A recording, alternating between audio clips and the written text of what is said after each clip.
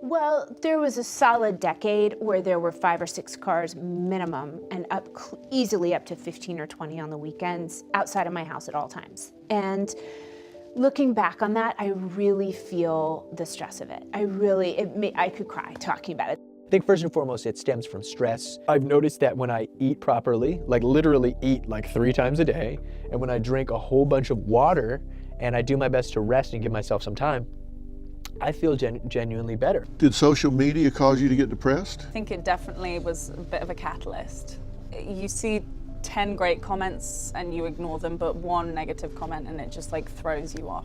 I just got very, very self-conscious. I would be concerned about angles, I'd be concerned about my face. I have like a big nose, and so I would be like, I don't know how to angle myself, and it would just affect me creatively. Supermodel Kendall Jenner is opening up about her struggle with a condition that affects millions. I feel distant and out of it all the time, and my anxiety is just crazy. The reality star says she's always struggled with anxiety and hypochondria. Jenner says the past year has been especially hard. Starting with Kim's robbery. Well, then I got robbed, then I had my stalkers. That's why I don't really like going out anymore. That's why I don't tweet, that's why I don't Instagram, because just that gives me anxiety too. I don't know, it really hurts my feelings when I'm not liked. And I know that's not very healthy, and I fight it all the time. And I guess I would, looking back, I would probably have been, I was a popular girl, but I was always nervous right under the surface that someone would reject me, and so I changed who I was often. I changed my interests based on what my friends liked, and it wasn't, I really didn't realize that until I was in my 30s.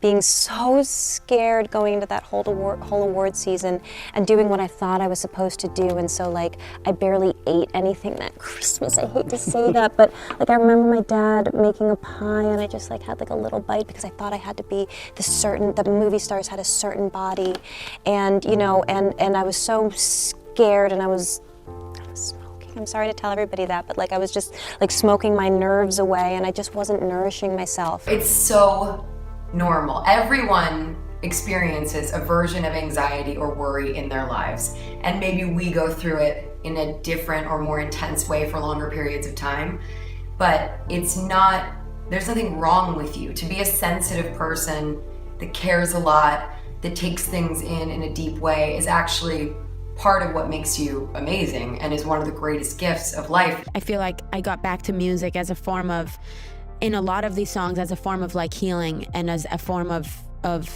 therapy and connecting with myself. And I realize I'm actually healthiest mentally and emotionally when I'm writing. Of course, that's how you release it. That's how you express yourself. I know, I feel like when I'm not writing for a really long time, music is literally the way that I feel the most connected to myself. And the only way progression is gonna happen is by talking about it and by allowing everybody to talk about it, it just becomes more of a normal thing. And hopefully in 10 years from now, nobody is really worried about it. And hopefully 10 years from now, we have better ways of dealing with it because people talk about it and they don't suppress it. So I don't get too high, don't get too low. I've been very consistent about exercising in the morning, that helps. I'm very consistent about spending time with family. But I think the most important thing is to take the long view on things. My job is to keep my eye on the ball and to stay focused on what can we get done every single day to advance the vision and the values that brought me here. The times that I felt my best are the moments that I've been able to pull that plug and say, Chris, shh, shh, shh. And it's not quitting, it's not giving up, it's not washing your hands of the thought, it's rising above it. And I think back to all the amount of time I've probably spent suffering as a result of brain noise. Hours of my life wasted, just shh. So that's what I'd say. And on the other side of your pain is something good.